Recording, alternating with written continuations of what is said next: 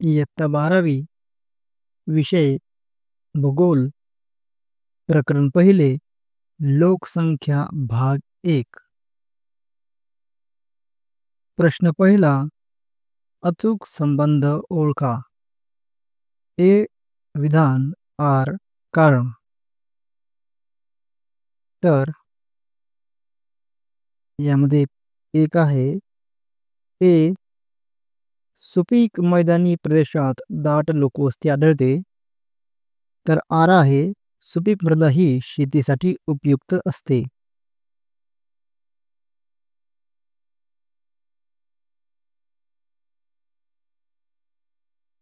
तर पर्याय आहेत अ केवळ ए बरोबर आहे, आ केवळ आर बरोबर आहे, ई ए आणि आर हे दोन्ही बरोबर आहेत आणि आर हे ए चे अचूक स्पष्टीकरण आहे. ई ए आणि आर हे दोन्ही बरोबर आहेत परंतु आर हे ए चे अचूक स्पष्टीकरण नाही. तर यातील योग्य पर्याय आहे ई ए आणि आर हे दोन्ही बरोबर आहेत परंतु आर हे ए चे अचूक स्पष्टीकरण नाही. 2 ए प्रदेशातील लोकसंख्येत बदल होत नाही. आर जन्मदर, मृत्यूदर आणि स्थलांतराचा प्रदेशातील लोकसंख्येवर परिणाम होतो. तर याचे पर्याय आहेत अ केवळ ए बरोबर आहे, आ केवळ आर बरोबर आहे, ई ए आणि आर हे दोन्ही बरोबर आहेत आणि आर हे ए चे अचूक स्पष्टीकरण आहे. ई ए आणि आर हे दोन्ही बरोबर आहेत परंतु आर हे ए चे अचूक स्पष्टीकरण नाही. तर याचं उत्तर आहे आ केवळ आर बरोबर आहे. जन्मदर, मृत्यूदर आणि स्थलांतराचा प्रदेशातील लोकसंख्येवर परिणाम होतो. 3 ए दुसऱ्या टप्प्यात मृत्यूदरात घट होते पण जन्मदर स्थिर असतो. आर दुसऱ्या टप्प्यात लोकसंख्येत झपाट्याने वाढते. पर्याय आहेत अ केवळ ए बरोबर आहे, आ केवळ आर बरोबर आहे, ई ए आणि आर हे दोन्ही बरोबर आहेत आणि आर हे ए चे अचूक स्पष्टीकरण आहे. ई ए आणि आर हे दोन्ही बरोबर आहेत परंतु आर हे ए चे अचूक स्पष्टीकरण नाही. तर याचं उत्तर आहे ई ए आणि आर हे दोन्ही बरोबर आहेत आणि आर हे ए चे अचूक स्पष्टीकरण आहे. प्रश्न दुसरा टिपा लिहा. 1 भूरचनेचा लोकसंख्येच्या वितरणावर प्रभाव. उत्तर लोकसंख्या वितरणावर भूरचनेचा प्रभाव सर्वात जास्त पडतो. भूरचनेचे पर्वत, पठारे, मैदाने असे 3 प्रकार पडतात. पर्वतीय डोंगराळ प्रदेशात जास्त उंची, थंड हवामान, तीव्र उतार, घनदाट जंगले, नापीक मृदा, दुर्गम प्रदेश यामुळे मानवी आर्थिक क्रियास मर्यादा येतात म्हणून तेथे लोकसंख्या कमी आहे. उदाहरणार्थ हिमालय, आल्प्स पर्वत, रॉकी इत्यादी. मात्र थंड हवामानाचे प्रदेश म्हणून विकसित प्रदेशात लोकसंख्या जास्त असते. पठारी प्रदेशात मध्यम लोकवस्ती आढळते. जेथे खनिज साठे आहेत, उद्योगधंदे, वाहतूक सुविधांचा विकास तेथे लोकसंख्या जास्त असते. याशिवाय किनारी प्रदेशात मासेमारी, जलवाहतूक यामुळे लोकसंख्या जास्त असते. जगातील मैदाने, सपाट, सुपीक जलसिंचन यामुळे शेतीचा विकास होतो. तसेच सर्वच आर्थिक क्रिया विकसित असतात यामुळे लोकसंख्या घनदाट आढळते. 2 जन्मदर आणि मृत्यूदरातील सहसंबंध. उत्तर जन्मदर आणि मृत्यूदराच्या प्रमाणावर लोकसंख्या वाढ अवलंबून असते. जन्मदरापेक्षा मृत्यूदर जास्त असल्यास लोकसंख्येत घट होईल. मृत्यूदरापेक्षा जन्मदर जास्त असल्यास लोकसंख्येत वाढ होईल. दोन्ही जर समान असल्यास लोकसंख्या स्थिर राहील अशी स्थिती अपवादात्मक आढळते. अविकसित देशात जन्मदर आणि मृत्यूदर दोन्हीही जास्त असते. विकसित देशात दोन्हीही कमी असते. जेथे जन्मदर व मृत्यूदर जास्त असतो तेथे आयुर्मान कमी असते. 3. लोकसंख्या संक्रमण सिद्धांताचा तिसरा टप्पा. उत्तर: लोकसंख्या संक्रमणाचा तिसरा टप्पा नंतरच्या काळात विस्तारणारा टप्पा म्हणून ओळखला जातो. यामध्ये दुसऱ्या टप्प्यात कमी झालेला मृत्यूदर अजून कमी होत जातो. त्यामुळे लोकसंख्या वाढीचा दर कमी होतो पण लोकसंख्या वाढत असते. जन्मदर हा मृत्यूदरापेक्षा अधिकच असतो. देशाची प्रगती होऊन लोकांचे उत्पन्न उदरनिर्वाहापेक्षा अधिक होते. राहणीमान उंचावते, गरिबी कमी होते, तंत्रज्ञान विस्तार व वापर वाढतो, शैक्षणिक प्रगती उंचावते, कुटुंब नियोजन महत्त्व समजून कुटुंब आकार लहान होतो. जे देश विकसनशील टप्प्यातून विकसित टप्प्यात जात आहेत त्यांचा समावेश यामध्ये होतो. उदाहरणार्थ चीन. प्रश्न तिसरा. भौगोलिक कारणे लिहा. 1. भारत लोकसंख्या संक्रमणाच्या तिसऱ्या टप्प्यातून जात आहे. उत्तर: भारत हा विकसनशील टप्प्यातून विकसित टप्प्याकडे जात आहे. भारतात प्राथमिक आर्थिक क्रिया करणारी लोकसंख्या घटत असून अन्य व्यवसायाकडे कल वाढत आहे. जन्मदर व मृत्यूदर घटत असून एकूणच लोकसंख्या वाढीचा दर कमी झाला आहे. भारतीय लोकांचे दरडोई उत्पन्नात वाढ होत असून गरिबीचा दर कमी झाला आहे. शैक्षणिक प्रगती, कुटुंब नियोजनाबाबत जागरूकता, आरोग्यविषयक सजगता, लिंग गुणोत्तरमधील तफावत कमी होत आहे. नागरी लोकसंख्या वाढत असून या सर्व बाबी लोकसंख्या संक्रमणाच्या तिसऱ्या टप्प्यास अनुकूल आहेत. यामुळे भारत लोकसंख्या संक्रमणाच्या तिसऱ्या टप्प्यातून जात आहे हे सिद्ध होते. 2. लोकसंख्या वितरण असमान असते. उत्तर: लोकसंख्येचे वितरण असमान आहे. काही प्रदेशात लोकसंख्या अतिशय दाट तर काही प्रदेशात अतिशय विरळ आहे. या लोकसंख्या असमान वितरणास प्राकृतिक, आर्थिक, राजकीय व सामाजिक घटक कारणीभूत आहेत. याशिवाय जन्मदर आणि मृत्यूदर यामध्ये प्रत्येक देशात तफावत आहे. अनुकूल हवामान, खनिज संपन्न क्षेत्र, जलसिंचन, शेतीयोग्य मृदा, सांस्कृतिक पार्श्वभूमी, सामाजिक व राजकीय स्थैर्य अशा ठिकाणी लोकसंख्या अधिक दिसून येते. 3. वाहतुकीच्या सोयीमुळे लोकवस्तीत वाढ होते. उत्तर: प्रदेशाच्या विकासात वाहतुकीस महत्त्व आहे. ज्या ठिकाणी वाहतूक मार्ग विकसित झाले आहेत अशा ठिकाणी शेती, उद्योग, व्यापार यासारख्या आर्थिक व्यवसायाचा विकास झालेला असतो. औद्योगिक केंद्रे आणि बाजारपेठ यांना जोडणारा दुवा म्हणून वाहतूक ओळखली जाते. ज्या प्रदेशात जाण्या येण्यास सुलभता असते अशी सुलभती जेथे वाहतुकीची केंद्रे आहेत अशा ठिकाणी असते तेथे लोकवस्ती वाढते. तेथे ही लोकसंख्या घनता सुद्धा जास्त असते. उदाहरणार्थ मुंबई, सिंगापूर, टोकियो, न्यूयॉर्क इत्यादी. ज्या प्रदेशात जाण्या येण्यास कष्ट, वेळ व पैसा अधिक लागतो अथवा वाया जातो अशा प्रदेशात लोकवस्ती कमी दिसते. उदाहरणार्थ आफ्रिकन देश. समुद्रकिनारे, बंदरे ही ठिकाणे वाहतुकीस सुलभ असतात. व्यापारास चालना मिळते म्हणून प्राचीन काळापासून अशा ठिकाणी लोकवस्ती जास्त आहे. लोकसंख्या संक्रमणाच्या तिसऱ्या टप्प्यात द्वितीयक व तृतीयक व्यवसायांची वाढ होते. उत्तर: लोकसंख्या संक्रमणाच्या तिसऱ्या टप्प्यातील देश हे विकसनशील टप्प्यातून विकसित टप्प्यात आलेले असतात. यामुळे त्यांच्या एकूणच सर्व क्षेत्रात विकासाची पातळी उंचावलेली असते. लोकांची शैक्षणिक प्रगती, दरडोई उत्पन्न वाढ, राहणीमानाचा दर्जा उंचावलेला असतो. लोकांचा तंत्रज्ञानाचा वापर वाढतो.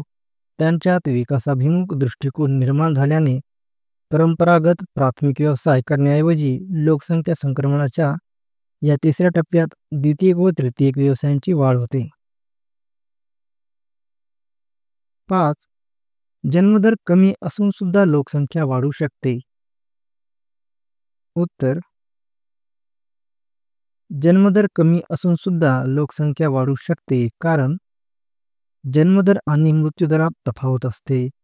म्हणजे मृत्यूदर हा जन्मदरापेक्षाही कमी असल्यास लोकसंख्या वाढू शकते. वैद्यकीय प्रगतीमुळे लोकांचे आयुर्मान वाढते, त्यामुळे जन्मदर कमी झाला तरी लोकसंख्या वाढते. एखाद्या प्रदेशात स्थलांतरित लोकसंख्या मोठ्या प्रमाणात आल्यास तेथील प्रदेशाचा मूळ जन्मदर कमी असला तरी लोकसंख्या वाढू शकते. म्हणून लोकसंख्या वाढीस फक्त जन्मदर कमी असून चालत नाही. 6. लोकसंख्या घनता ही लोकसंख्या आणि क्षेत्रफळावर अवलंबून आहे.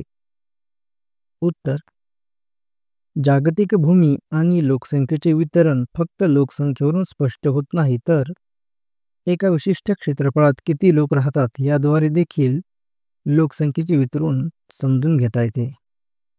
याला लोकसंख्येची घनता म्हणतात. प्रदेशाचे क्षेत्रफळ आणि प्रदेशाची एकूण लोकसंख्या यांचे गुणोत्तर म्हणजे लोकसंख्या घनता होय. लोकसंख्येच्या वरील दोन्ही व्याख्येत क्षेत्रफळाचा उल्लेख आहे. एखाद्या प्रदेशाची लोकसंख्या काढताना त्या प्रदेशाचे क्षेत्रफळ विचारात घेतले जाते. जर लोकसंख्या अधिक असेल व क्षेत्रफळ सुद्धा अधिक असेल तर लोकसंख्या कमीच येते. चीनची लोकसंख्या भारतापेक्षा जास्त आहे, मात्र चीनची लोकसंख्या घनता भारतापेक्षा कमी आढळते. म्हणजे लोकसंख्या घनता ही एकूण लोकसंख्या व प्रदेशाचे क्षेत्रफळ याच्यावर अवलंबून दिसते. प्रश्न 4, सविस्तर उत्तरे लिहा. 1. लोकसंख्येच्या वितरणावर परिणाम करणारे प्राकृतिक घटक कोणते? उत्तर: लोकसंख्येचे वितरण असमान आहे. काही प्रदेशात लोकसंख्या अतिशय दाट तर काही प्रदेशात अतिशय विरळ आहे. या विषम वितरणावर अनेक घटक परिणाम करतात, पण त्यामध्ये प्राकृतिक, नैसर्गिक, भौगोलिक घटकांचा प्रभाव जास्त दिसतो. प्राकृतिक रचना. लोकसंख्या वितरणावर भूरचनेचा प्रभाव जास्त पडतो. भूरचनेचे पर्वत, पठारे, मैदाने असे 3 प्रकार पडतात. पर्वतीय डोंगराळ प्रदेशात जास्त उंची, थंड हवामान, तीव्र उतार, घनदाट जंगले, नापीक मृदा, दुर्गम प्रदेश यामुळे मानवी आर्थिक क्रियास मर्यादा येतात. म्हणून तेथे लोकसंख्या कमी आहे. उदाहरणार्थ हिमालय, आल्प्स, रॉकी इत्यादी. मात्र थंड हवामानाचे प्रदेश म्हणून विकसित प्रदेशात लोकसंख्या जास्त आढळते. पठारी प्रदेश तसा मध्यम लोकवस्तीचा, जेथे खनिज साठे आहेत, उद्योगधंदे, वाहतूक सुविधांचा विकास होतो, तेथे लोकसंख्या जास्त असते. याशिवाय किनारी प्रदेशात मासेमारी, जलवाहतूक यामुळे लोकसंख्या जास्त असते. जगातील मैदाने सपाट, सुपीक, जलसिंचन यामुळे शेतीचा विकास होतो. सर्वच आर्थिक क्रिया विकसित असल्यामुळे लोकसंख्या घनदाट आढळते. हवामान. हवामानाचा देखील प्रत्यक्ष व अप्रत्यक्षपणे मानवी जीवनावर परिणाम होतो. सर्वसाधारण ज्या प्रदेशात मानवी जीवनाला सौम्य, मोसमी, भूमध्य, सामुद्रिक व पश्चिम युरोपीय हवामानाच्या प्रदेशात जास्त लोकसंख्या आहे. जगातील उष्ण व समशीतोष्ण कटिबंधीय प्रदेशातील हवामान मानवाला अनुकूल असल्याने तेथे लोकसंख्या जास्त राहते. याउलट अतिथंड, अतिउष्ण व अति कोरडे हवामान असणाऱ्या प्रतिकूल हवामानाच्या प्रदेशात लोकसंख्या विरळ आढळते. उदाहरणार्थ ध्रुवीय प्रदेश, उष्ण वाळवंटी प्रदेश, विषुववृत्तीय प्रदेश, उंच पर्वतीय प्रदेश या ठिकाणी लोकसंख्या विरळ आढळते.